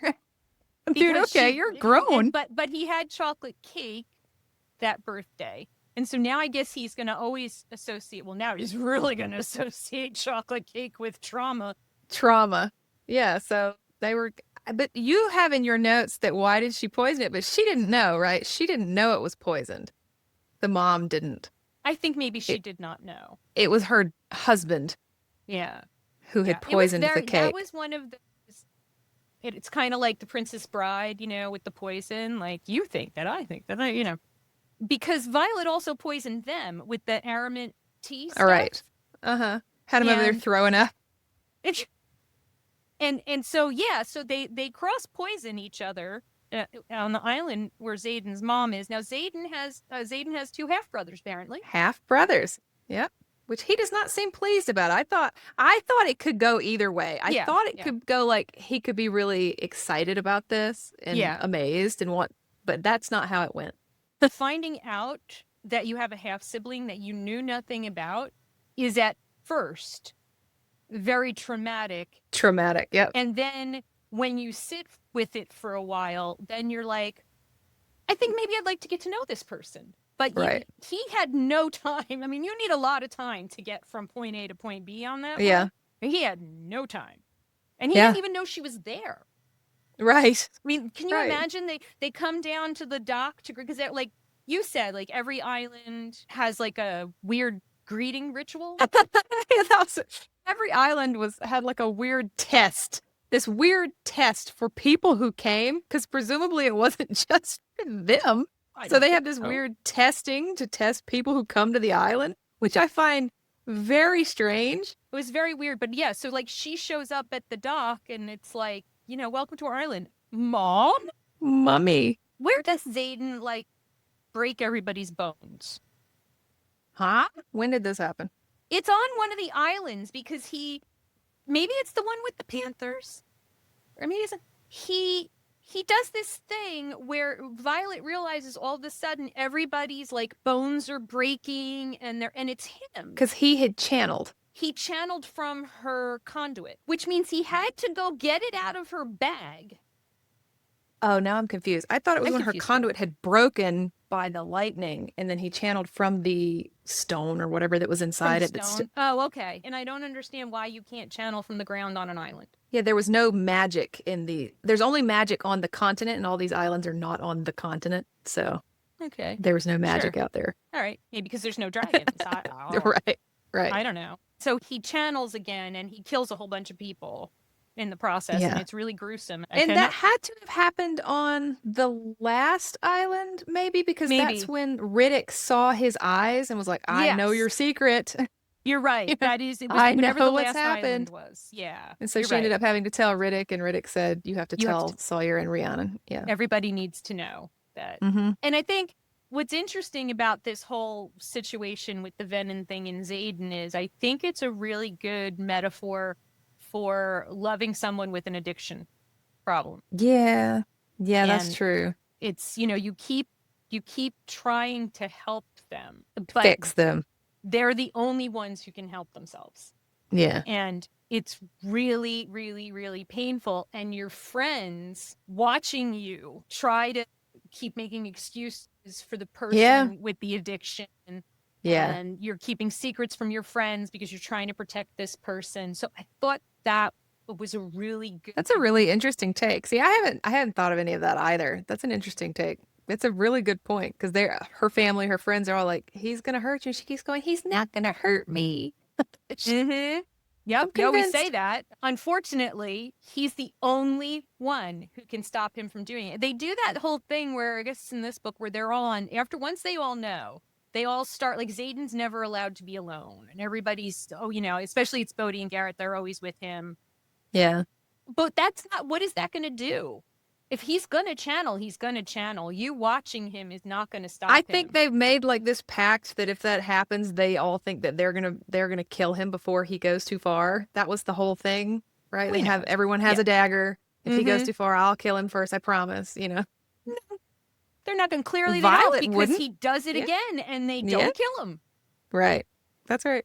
I mean, he really, like, my visual on what happens to those people with all of their bones, like, snapping in weird directions and stuff, that right there is where you stab him. Because this is a momentary I may be misremembering that too. Like, I'm all misremembered, like, I'm all mixed up because I remember what you're talking about, but I feel like Riddick saw his eyes on the island with Andarna's dragons? Riddick notices the eyes on the island where they find Andarna. Yeah, so now I'm confused. I don't know. Then they split up. And so Riddick stays with Violet, and then Xaden and the rest of the squad, they split up because there's a whole bunch of little islands. They realize there's all these little islands. Right. It makes no sense for us all to go, so let's split up and go to different islands. But Riddick and Violet stay on the island where, lo and behold, that's Irid Island. Right. Right. Just so happens. Who are all a bunch of assholes as well. They go to the island with the terrible luck gifts. Yes. Oh, yeah, the islands with the gifts. Tell us about the gifts. Oh my God, it was awful. And so this island believes all in luck. And they were actually waiting for them. They were like in this big arena, and everybody's ready for the dragons to come in. They said they go there every day just in case. Yeah, that was weird. That's so weird. Yeah. And so they have to draw cards, and I'm imagining like, I don't know what I'm imagining, like these big cards.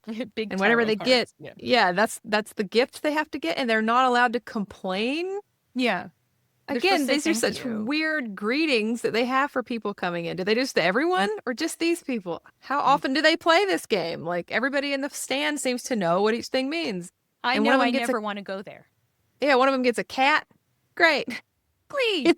Broccoli the cat. And, and then one of them gets shot, which is just fantastic. Yeah, and they're not allowed poor to. Traeger, we knew him for about 5 minutes. Poor Katrina. Yeah.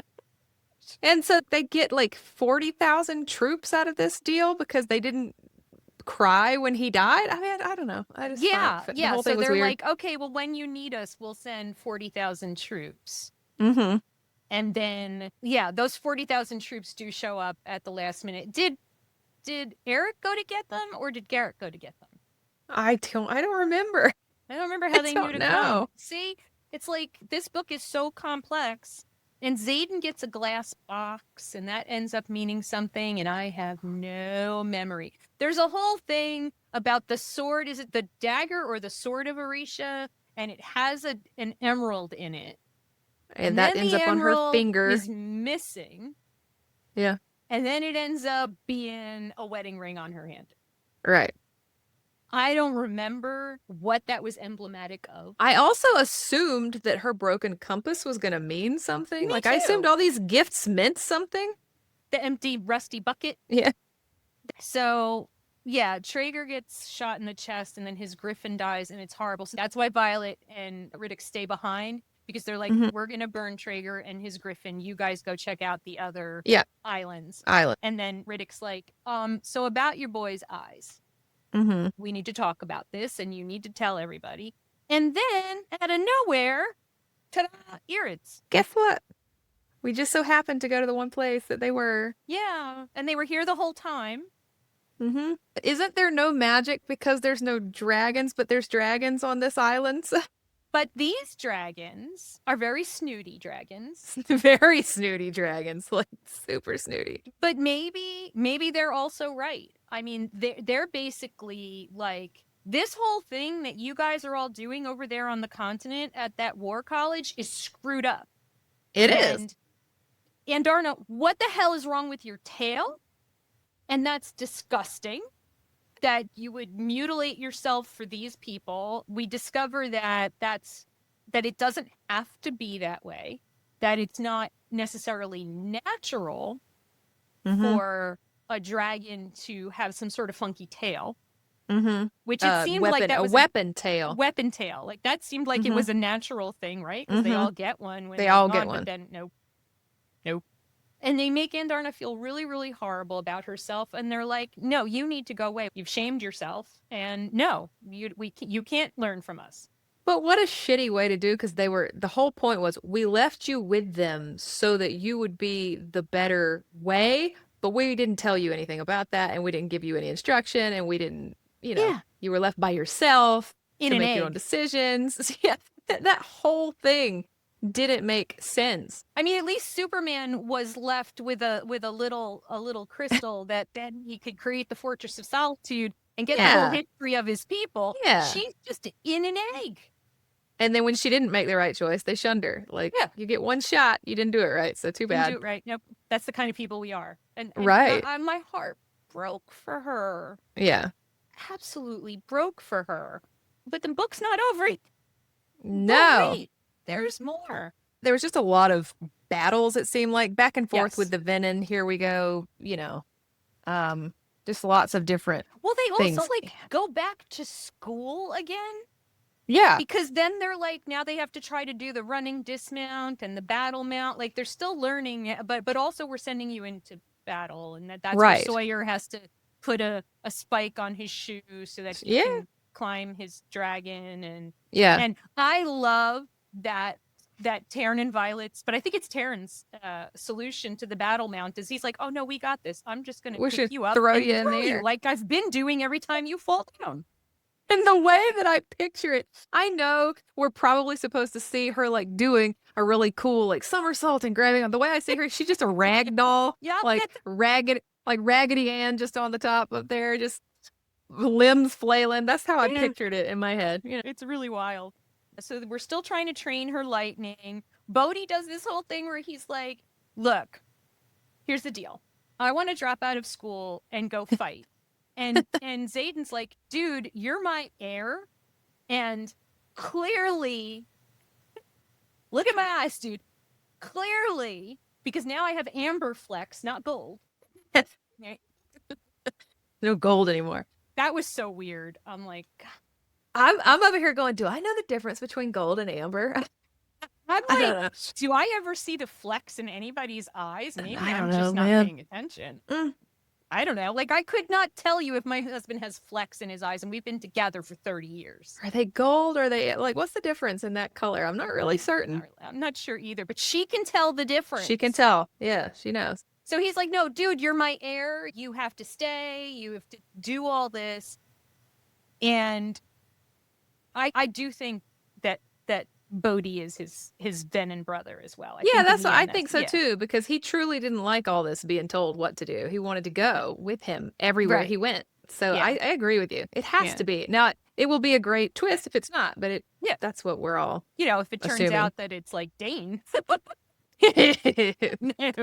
All right. There's the wards again. We got wards. We got runes. Violet still sucks at runes. I don't understand what runes are. That was one of those things that I can't picture in my mind. I don't know what they're doing out there. Like, are you playing with string and... And I'm seeing them as little wooden discs that you like burn a symbol into and you carry it in your pocket. Yeah, like use it.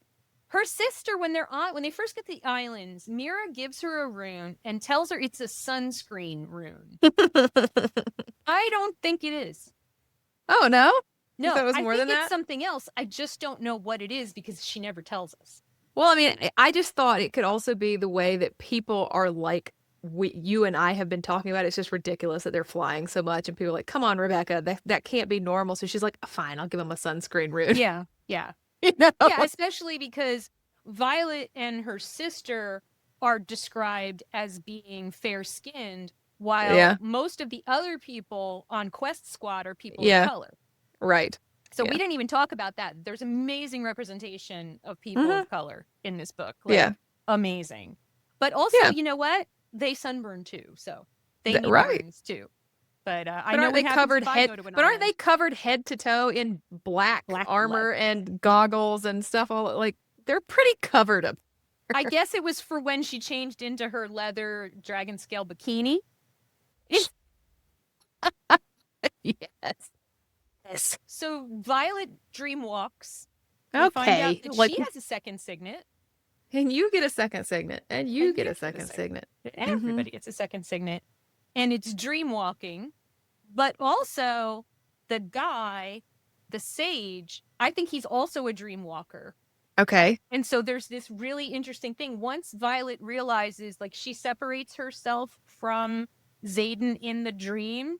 And he's like, what the hell's going on? And she's like, well, apparently I'm in your dream. And then Berwyn's like, hi, Dreamwalker. And I'm like, wait, so Berwyn can see her? What is going on? Yeah. And also she was doing that even after Andarna left. Did you notice that as well? Yeah, because it's her. She shouldn't have still had that signet if it was from Andarna. It was supposed to be her second signet from Andarna. And after because she broke their bond. Yeah. She shouldn't have still had it. That was that was horrible. It was grieving and it was terrible. She shouldn't have still had it. Days, right? Yeah, like 4 days. So we know that dragons grieve but still live after their riders die. Yeah. But apparently the riders don't live after their dragons die. So Xaden goes 76 days without channeling, which is longer than Jack Barlow has gone. And so, sexy times. My favorite is you put he didn't get a chip, like he didn't get his AA medal. He got sex. You got sex. Hey. Good for you, man. Yeah, good for you. Way to go. But I think that also goes to how I'm not reading these books the way they're meant to be. I'm like, it's been 76 days. How? 76 days? Yeah. We just had that other time like a few pages ago. How long is going on between these chapters? That's where my mind gets muddled because he had just channeled a few chapters before that. Yeah.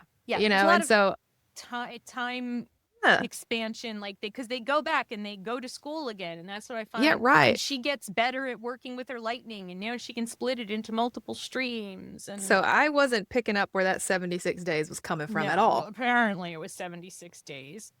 Riddick can freeze the water inside an orange. Gross.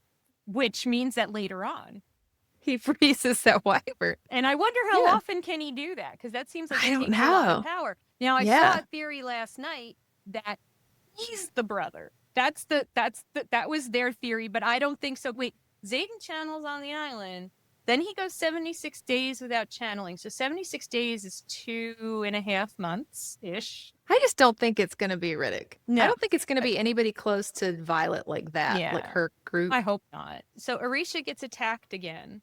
Mm-hmm. Because Panchek sold him out. Right, yes. So they got to go. I like totally forgot Panchek existed until this morning. When I was He was just a lieutenant at the college. But I guess he wanted something. So he sells them out. So all of the generals and the teachers and stuff are out fighting battles. And this is where it's just Xaden and the kids. Yeah. But Eric tells Violet that she needs to go to the temple. Yeah. Yeah. So And- he's got all this new precognition. Yeah, but she doesn't Well, first know off, at the she doesn't time. listen to him. Yeah, she just doesn't listen to him No, at she all. doesn't listen. The one time she decides, she's like, no, I was told to stay in this sector, and I'm going to stay in this sector. Right. But Andarna's like, screw that, I'm going to the temple. Yeah. Because Andarna might have some form of precognition, because we just had that whole conversation about, I knew when I was in the egg that you were coming. Yeah.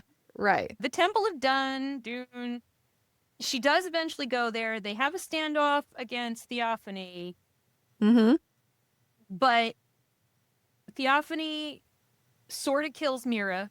Sort of. Sort of, kind of. Sort of kind of kills Mira and then gets yeeted away by somebody who also has super speed. Yeah.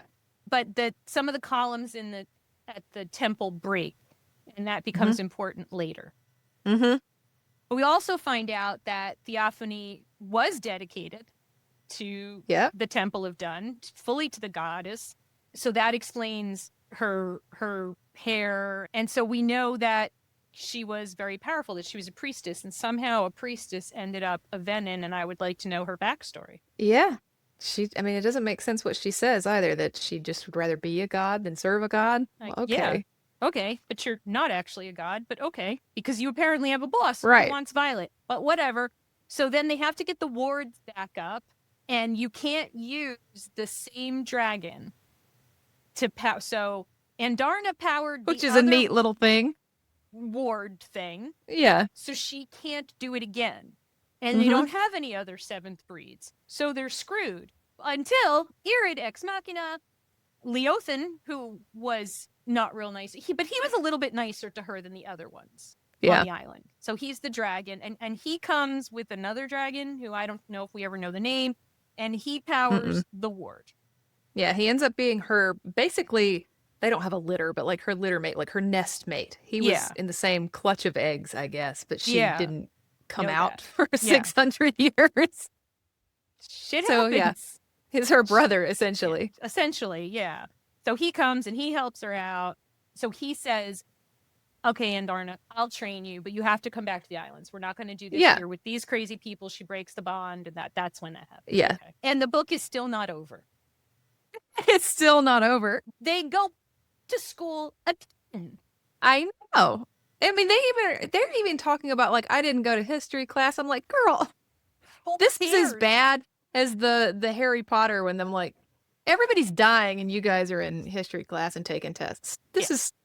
It gets stupid at some point. It does. Any TV show that they're supposed to be in school, they're never in school.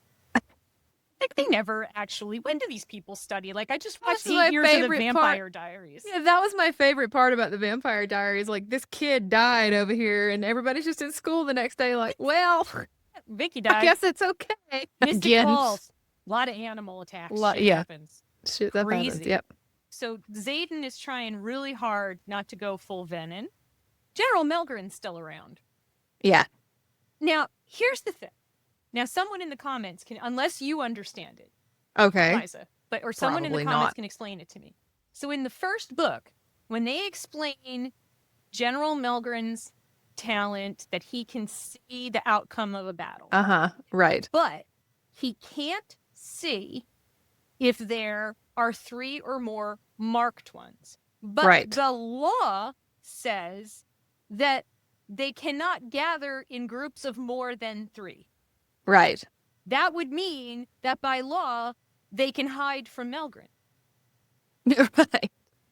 because he can't see them if there's 3 of them together. But the law said, because I kind of feel like I went back and looked this up, that no more than 3 can gather at one time. But that was never happening anyway. They were just doing what they wanted to from the start. But anyway, so yeah. So Melgren's there. But I mean, at this point, who cares? Everybody, they've been pardoned. Everybody knows there's a rebellion. Right. But so he tries to give Xaden a piece of advice and tells him, don't go to the battle. Because if you fly into this battle, we will lose. Yeah. And I'm like, but that's because he only saw the battle where not all of the marked ones flew into the battle, because he can't see a battle if 3 or more marked ones fought in the battle. Right. Why are we even listening? His signet is, yeah, exactly. His signet is useless. If I were Xaden, I would be like, dude, what makes you think I'm going to go alone? Duh. Right. Why would I do? I'm at the very least, I'm going to take Bodhi and Garrett. I'm going to take Image. I'm going to take my best fighters. Yeah. And they're all the marked ones. So what are you even talking about? I feel like that little point kind of fell to the wayside as the books went on. Yeah, I know. Oh, throne sex again. Melissa wants a throne. So now we have another big battle. How many times in my 11 pages of notes did I write the words big battle? Another big battle. It's a lot. There's a lot of them. A whole bunch of battles. And that's why it all mixes up in my head, because I'm like, was it that one or was it this next one? Or they all, I don't know. They all seem... Oh, yeah. I actually wrote these notes twice because I wrote that Theophany kills Mira. I had that on the previous page. I'm so confused by this book. It is confusing. I'm not saying I didn't enjoy it. I'm not. Yeah, it is just, I enjoyed it as well. It was just so confusing. I have not had to rewind so much in any book in recent memory. Yeah. As I did in this. And then, so the way that Mira gets resuscitated is interesting. It sounds like Brennan's power can say pretty much anything. Well, but here's what happens. So Brennan, with Soane's siphoning help. Yeah. Well, he couldn't save her. Because she was so freaking dead. Didn't he was about to. They did, and he was about to burn out. He was going to burn out. So Sloane lets him siphon from her. Or no, he touches her. Where did Sloane siphon from? She siphons from Dane. From Dane. Because he said, I'm not going to be using my power in this battle. And so she siphoned his power off. So there's like this whole little daisy chain, where you've got a bunch of extension cords plugged in to save Mira. And they do save Mira. Does Sloane say it out loud, or does she just think it? How do we know this happened? I don't remember. Because the other thing about this book was we start POV jumping at the end. Yeah. Which is the only way you could tell the story. Right. But also I'm like, wait, what? Who? What? Yeah, it was very jarring to start jumping from POV to POV. But she says it out loud because she hadn't spoken to him. That they made that like a big point. Like she hadn't spoken to him. And she said that you shouldn't have that kind of power. But what does that mean? That means Dane has way more power than we think he does. Yeah. Which leads me to believe that maybe he doesn't even need to touch people anymore. Either that or he has a second signet that He's got a second signet, like, or he's intrinsic, but something is weird about Dane. Yeah, something's weird. Something's weird about Dane. Melissa knew it. I knew it. Something's weird about Dane. He was an asshole. Hiding things. Yeah. So dragons can get caught in nets. Yeah. I don't know where the nets... Which once again leads to the question we had at the very beginning of this. How big are the dragons? Right? And it was saying that it was like smushing Violet down to him, but if they're so big, she also could pop up through the holes in this net. Yeah. Like, it's like, what? Yeah, I was trying... I'm like, what is it, like more like a screen and not a net? Because otherwise, why can't she get through it? I don't remember if they told us what it was made out of and like why he couldn't chew his way out of it. Presumably the wyvern threw it from above. But still, he's a dragon. That's presumably like how it landed on him. And so they fall down another mountain. And Sigel she's not only been netted, she's wounded. Yeah. So she's bleeding. Yeah, they're both in nets. Same. Mm-hmm.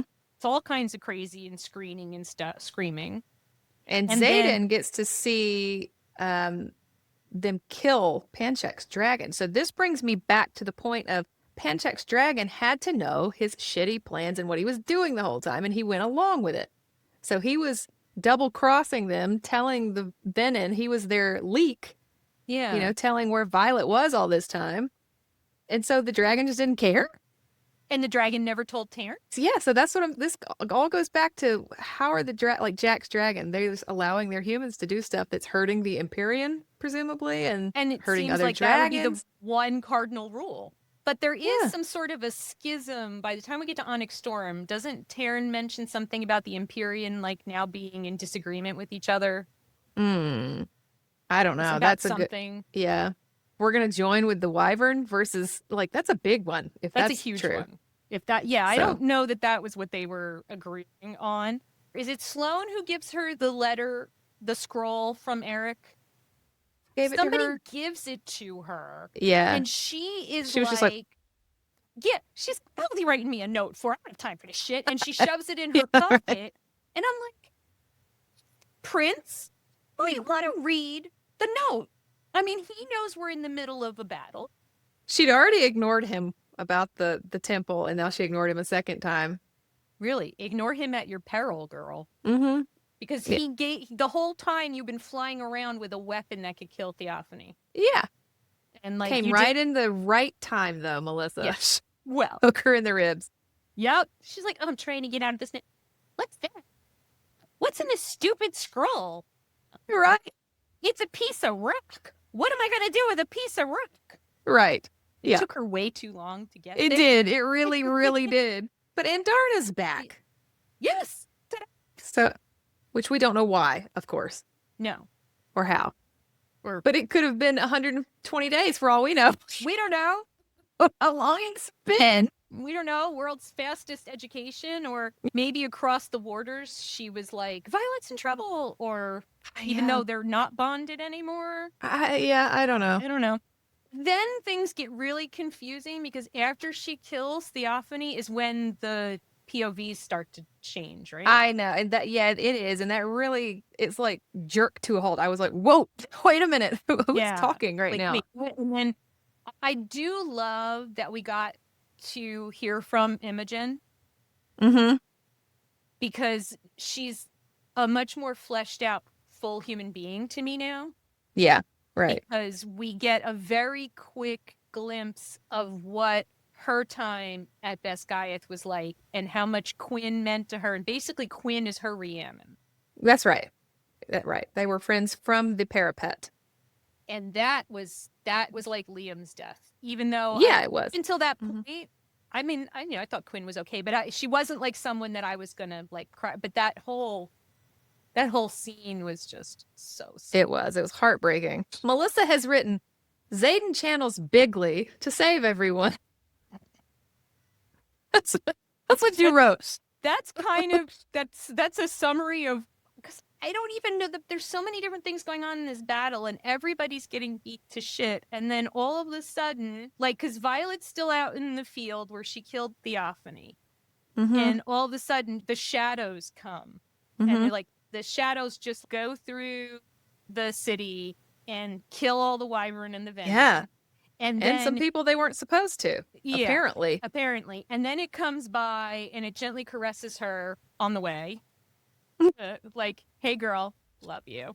Not gonna kill you. It's like she had the lamb's blood on her at Passover or something. And there's a bunch of different POV shifts. Xaden tells Sigel his plan, and she doesn't like it, but she goes along with it. Right. A plan that we don't know what it is. Which, it should be pointed out that Sigel has not spoken to him throughout this entire book up until, like, this point. Well, she's pissed. Yeah. She holds a grudge. I'm bonded to a Venin. But I don't like you. We're bonded, but I'm not talking to you. Can't stand your consort either, by the way. Yeah, I think that she was trying, and this is my opinion, I think she was trying to do another cliffhanger like the first one where, Violet wakes up and sees Brennan. Yeah. And like the second one where we find out that Xaden is Venin. That rhymed. I didn't mean to. Yeah. But I didn't get the same kind of cliffhanger out of this. I'm like, she's married. I don't care. Yeah, I mean, that was just my feeling on it. I'm like, okay, that was not as big a bombshell as I feel like she meant for it to be. No, I didn't. That. Oh my God, that was the least of the mysteries. I want to Right. know why is Taryn? He's in the deep sleep. He's So in a deep sleep. Either he was some sort of unbonding took place, or like did Sigel did they break up? Is he like? I mean, he's in a deep sleep. He's in he had a that dragon divorce.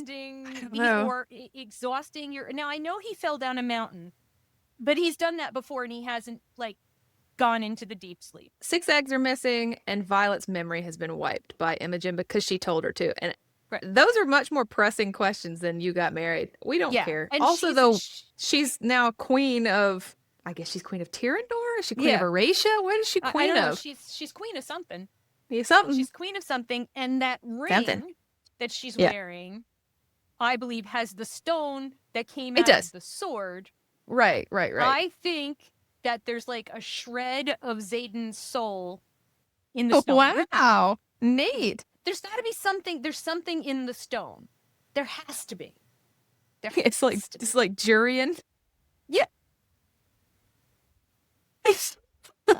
So she's just got Xaden looking around at her on her finger. Sees it. Gross. And Garrett's missing. Is at the end of the book. I literally finished this book yesterday, and I don't even remember that. That's crazy. Only because I read the wiki. I was like, oh crap, where is he? So maybe I'm like, did he speed walk the eggs to the island? Okay, so when they find her, or when Brennan's talking to her and Imogen's sitting there, they say there's a bunch of people missing, right? Or there's a few people missing. Right. Okay, yeah, right, okay. Yeah, I remember. He's one of the people that's missing, which I thought was weird. And she has a note, and this time she reads it in a timely fashion. And it's like, it says, don't look for me. It's yours now. What Two is that? things. Right. What does that mean? Number one is he spent a lot of this book, and it also happens in Iron Flame where they do that weird Signet sparring thing. And he's saying to her back then, he's like, you have to learn how to find me. You have to learn how to tell my natural shadow from the shadows I create. Right. Right? So he's been trying to teach her to find him. And she does use their bond to find him sometimes. But he specifically tells her, don't look for me. It's yours now. Yeah. I also have to that she's going to do the exact opposite of whatever he tells her to do. Of course. I also have to assume that no matter that Violet's memory was wiped, presumably Taryn's memory would not have been wiped or could not have been wiped by Imogen. So he's still going to have memories of whatever happened. We end with so many questions. Yeah, a lot of questions. So who is the brother? We think it's Bodhi. I do think it's Bodhi. That's the one that makes sense. Yeah, that's the one that makes sense. Yeah.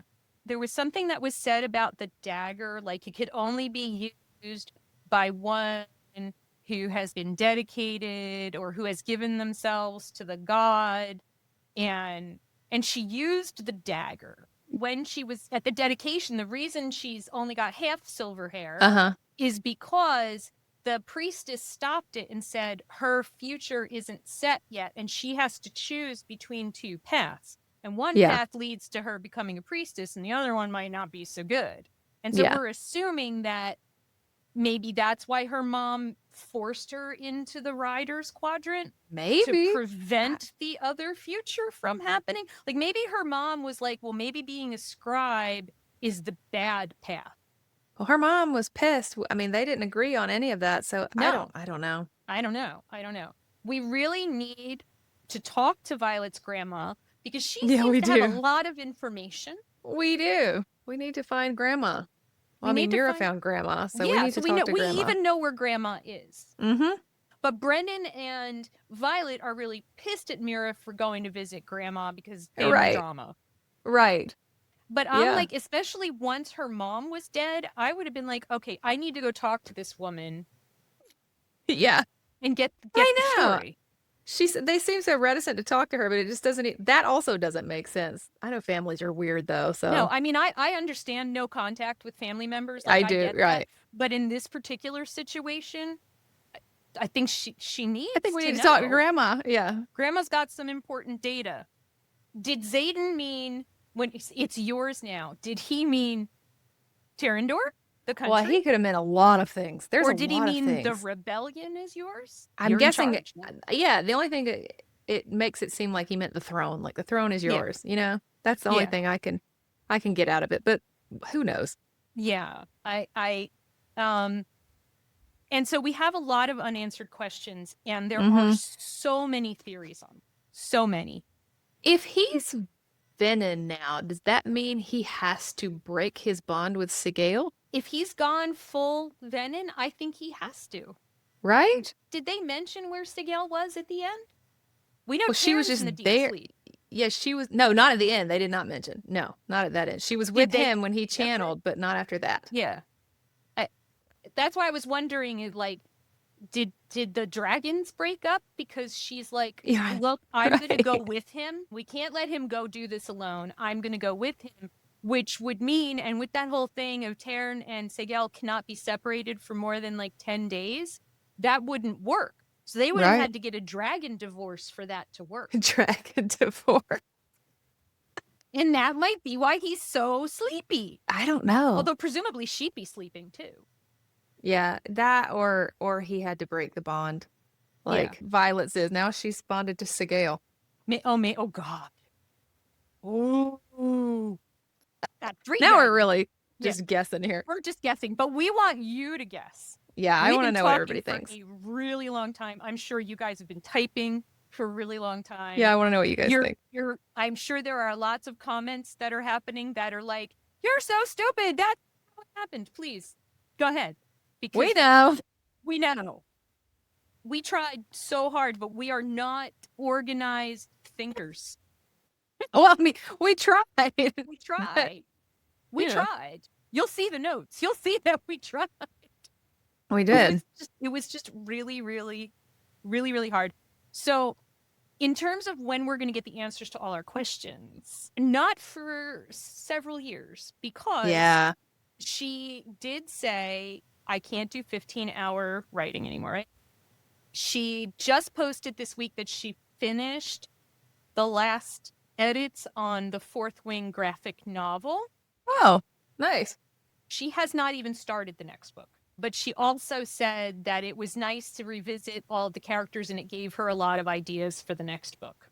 Yeah, she's taking a step back. That makes sense. I have to do this at a more normal pace, or I'm going to burn But you know what that'll do for the fandom? It'll give everybody a chance to dissect everything. They will dissect everything in that time. I mean, the sometimes subreddit is lit, man. Sometimes when fandoms do that, it makes it into the book, you know? Yeah. That happens a lot. Yeah, if she's paying attention to the ideas and stuff that people have. Yeah. And I really hope these get made into either movies or a series. Right. Or something, because it's really, really good. We're going to try to end this in an organized fashion. And then we'll play the game. And just to make sure everybody really wants to join Patreon, you want to be part of the game. You want to see the game. You want to see the game. We will put these little Patreon games, we'll put them in the lowest tier. I'm very excited about it. But for everyone who is not going to see the Patreon game, and for everyone who watches us, we'd like to thank you and ask you to please subscribe and comment a lot. And we follow us on all of our socials. We are on everywhere that we can be. And until we see you next time, stay unmasked and overstimulated. Yes. Thank you so much for watching. Bye, guys. Bye.